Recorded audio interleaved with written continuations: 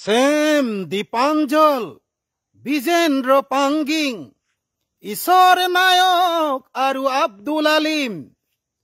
জাতিৰ বাবে শ্বহীদ হলা শ্বহীদ তুমি অমৰ হোৱা দেশ বুলিলেই নেলাগে আদেশ আকৌ প্ৰমাণ কৰি দিলা তোমাৰ ত্যাগ আৰু তোমাৰ সাহসে জাতিৰ বাবে প্ৰেৰণা আমাৰ বাবে প্ৰেৰণা এইখন অসমত অসমীয়া আছেনো ক'ত উজনি নামনি গোটেইখন ঘূৰিলো এজনো নপৰিল চকুত অসমীয়া বুলি কওঁতা নোলালে হাত থৈ নিজৰ বুকুত কাৰোবাৰ চিনাকি মই আহোম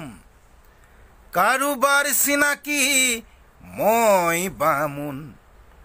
কোচ কলিতা মিচিং দেউৰী ৰাভা তিৱা চুতীয়া সোণোৱাল কছাৰী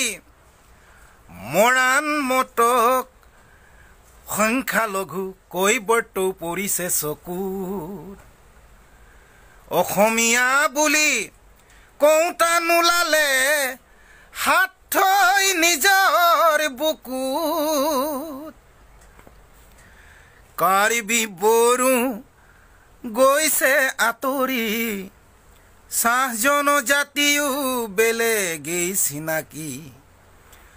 প্ৰাচীন ভূমি পুত্ৰই বোলে মই জনজাতি কিহৰ ক্ষোভত আজি জ্বলিছে অসমখনি আঘাত সানিছে আজি আইৰ বুকুত অসমীয়া বুলি কওঁতা নোলালে হাত থৈ নিজৰ বুকুত ও ককায় তোলৈ বাট চাই আছে ৰৈ অসমী আই কলমৰ ধাৰাৰে লিখি যা সংবাদ কলমৰ ধাৰাৰে লিখি যা সংবাদ হাঁহিৰে নেওচিতই ঘাট প্ৰতিঘাত হাঁহিৰে নেওচিতই ঘাট প্ৰতিঘাত ও ককায় তোলৈ বাট চাই আছে ৰৈ অসমী আই সংবাদ জগতৰ অৰুণোদয় নিধিলি বায়ু আজি নাই পৰাগ দাসু আজি গলগৈ আঁতৰি পৰাগ দাসু আজি গলগৈ আঁতৰি কলমেৰে সঁচা কথা কৈ চতুৰ্থ স্তম্ভ আজি শতভম্ব গণতন্ত্ৰ ৰোগীয়া দেহাত